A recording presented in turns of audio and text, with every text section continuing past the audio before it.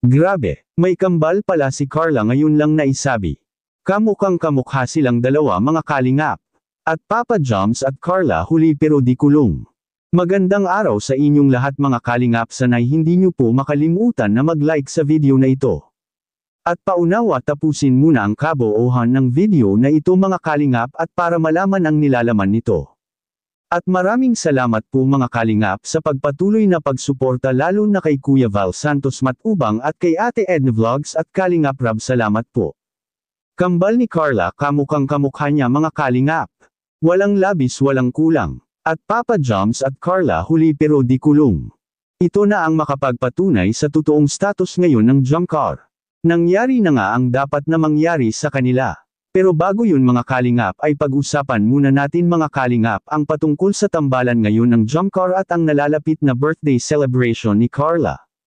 At unahin na nga natin ang patungkol sa birthday ni Carla mga kalingap na kung saan natatapos na nga ang ginanap na photoshoot ng Jomcar at grabe marami ang napahanga at sa resulta ng photoshoot mga kalingap dahil kahit si Kalingap Rab na ang makapagsabi.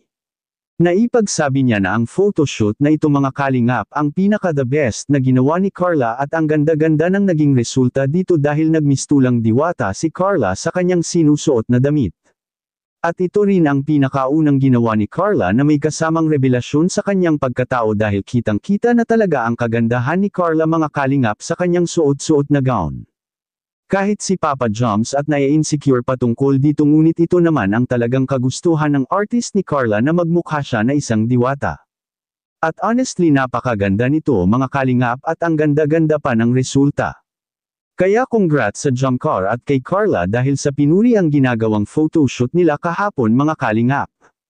Kahit si Kalingap Rab ay nakapag-advise kay Papa Joms na wag na anya nitong pakakawalan si Carla at mahirap na ang makahanap ng katulad ni Carla mga kalingap. Tama naman si Kalingap Rab at bukod sa panlabas na anyo kay Carla. Dahil si Carla nandyan talaga ang pag-uugali nito na isang napaka-humble mula noon mapag hanggang ngayon si Carla hinding-hindi nagbabago sa kanyang pag-uugali. At ngayon palang mga kalingap ay nakahanda na ang ilang mga regalo ng mga supporters ni Carla para sa kanyang mismong kaarawan mga kalingap at ang isa sa pinakabongga na regalo dito ay malalaman na natin sa mismong ipalalabas ni Kalingap Rab at sa vlogs ni Kalingap Rab sa birthday celebration ni Carla.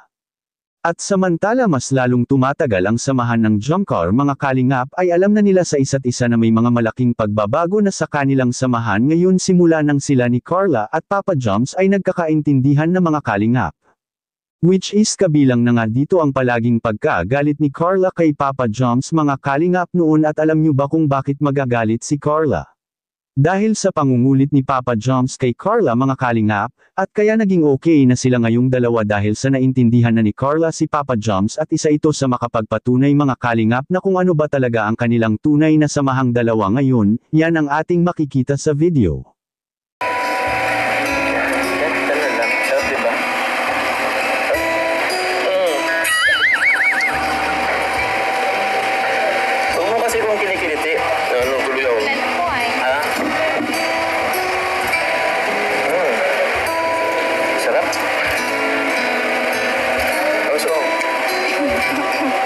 Sharing is caring. Happy 15th anniversary ah. Grabe no? Sumakto pa yung photoshoot sa 15th anniversary natin. Ayun, may pa-cake ka pa oh.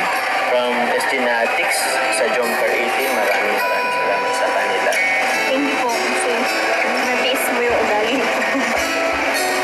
Oo naman, siyempre.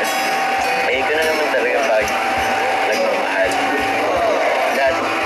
Lahat, ano eh, kumbaga, i-accept mo lahat ng maganda or kahit hindi maganda sa isang tao o sa mahal. Tsaka,